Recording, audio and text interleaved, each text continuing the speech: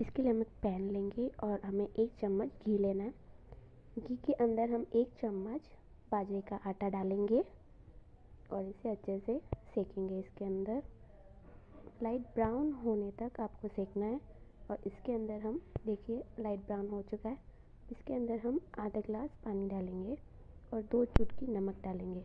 आपको ये सोने से पहले पीना है और पीते ही आपको सो जाना है। ये आप अपने छोटे बच्चों को भी पिला सकते हो, जैसे कि 1 साल के बच्चे को।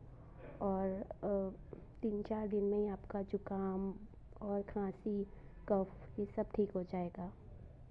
तो मैंने पानी डाल दिया है और इसे अब मिक्स करके अच्छे से इसको 1 मिनट तक उबालना है।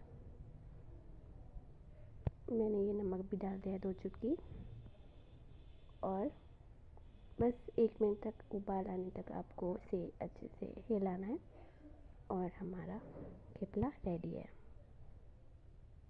तो आप इसे गर्मा गर्म पीजिए और मेरे रेसिपी अगर आपको अच्छी लगी हो तो लाइक करिए।